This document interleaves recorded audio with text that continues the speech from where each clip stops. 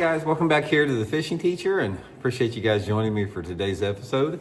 And guys, today I want to show you guys the ultimate finesse technique for wintertime bass fishing. If you got tough fishing conditions, you got clear water, the water's super cold, the fish are very finicky, they're lethargic, they're hard to catch.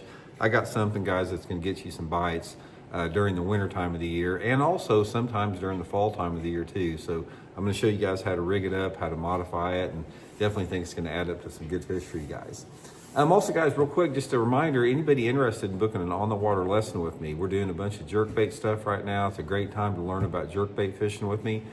We do most of the lessons here in Missouri on Table Rock and Stockton Lake. Just shoot me a private message on my Facebook page, Randy Blockett Professional Angler, and I'll get you the details for that. And also, guys, thank you for everybody that's taken time to hit that subscribe button here to the Fishing Teacher. Really appreciate that. Okay, guys, I'm going to show you my setup here. This is what I call the Hover Rig Fluke Rig, tiny fluke rig.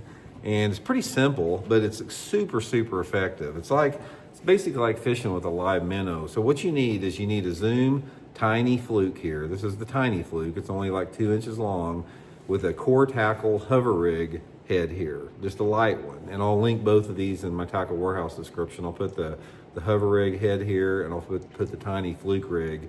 This is the two main components to the rig.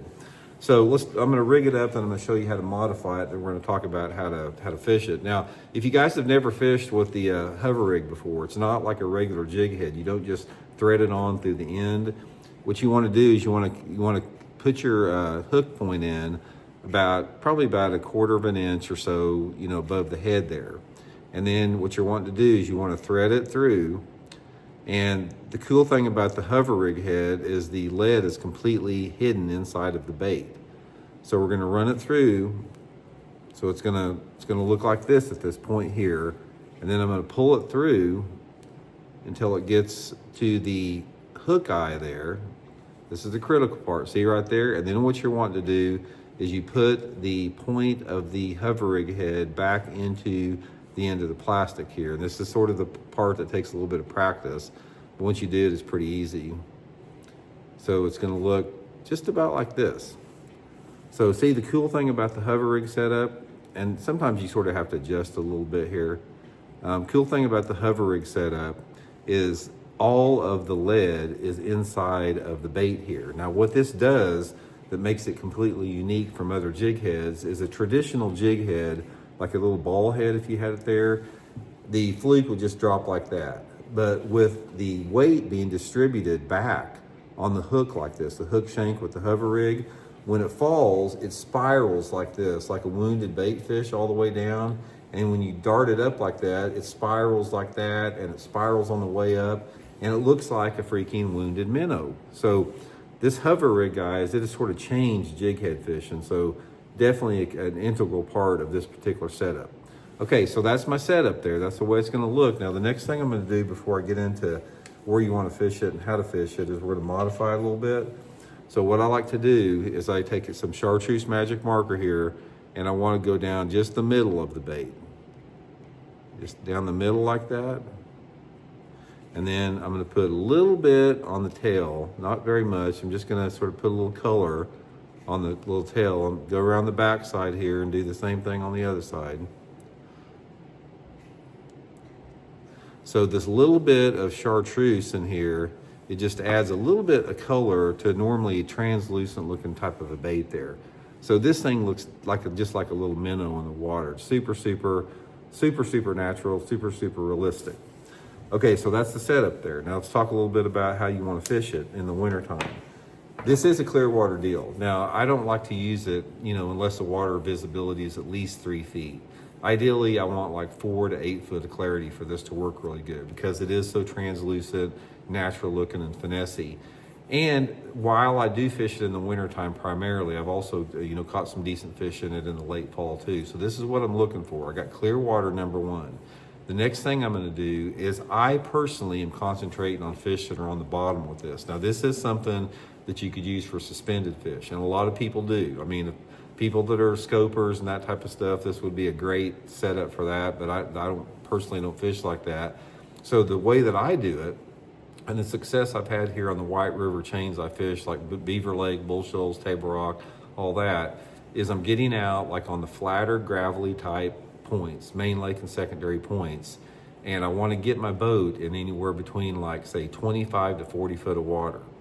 Cast the hover rig, fluke rig out there. I'll let it go to the bottom, and I'm fishing it on 4-pound or 6-pound test Seaguar Invisex line. If there's no cover anywhere and it's really clear, I'm using 4. And you know, if there's some timber around or if the water visibility is more in that 3 to 4 foot zone, I'll use 6.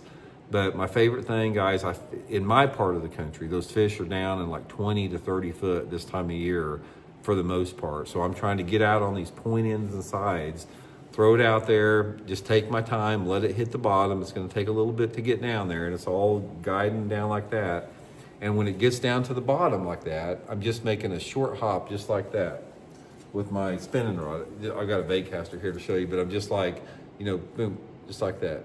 Boom, just like that. So I'm trying to get it to pop up about maybe a foot off the bottom or so. So it falls down like this, down the bottom, pop it up like that, and it's just spiraling down. Pop it up like that. I don't want it over about a foot off the bottom. In fact, a lot of times I'll keep it 4 to 6 inches off the bottom. I want to keep bottom contact with this more than anything else. That's just how, you know, I catch most of my fish with it. Most of the time, you know, it's a pretty soft bite because, you know, the water's cold and the fish are lethargic. But guys, it's a great way to catch a lot of fish this time of year. Depending upon how your lake's set up, I mean, you know, you're fishing whatever you have available. It's going to work in, like if you're fishing Lake Hartwell in South Carolina, it could work in those ditches. You know, if you're fishing, you know, Lake Lanier in Georgia, you could throw it next to a boat dock and fish it down on the bottom close to a boat dock. You just sort of have to adapt to what your particular lake has in structure-wise. But for me, it's been all about point-oriented stuff. And also, this is a bait that you want to use on the tough fishing conditions. The number one time I go to this is, say for example, I get a day out there where it's cold and there's no wind, it's just flat, calm, water's clear, bright sunny conditions, sunny or partly cloudy. And in those conditions, a lot of times it's harder to get them to bite like a jerk bait or an A-rig or something like that, or even a larger swim bait. And during those tough, high visibility, high light penetration conditions, that's when the hover rig, you know, tiny fluke rig is going to work. So anyway, guys, again, I'll link this in the Tackle Warehouse description. Get you a few bags of that, you know, the hover rigs there, the lightest size they got, some tiny flukes, and definitely get you a lot of bites in the wintertime, especially, guys, if you got like spotted bass and smallmouth. They eat that thing up. So hope it helps you guys out. We'll talk later.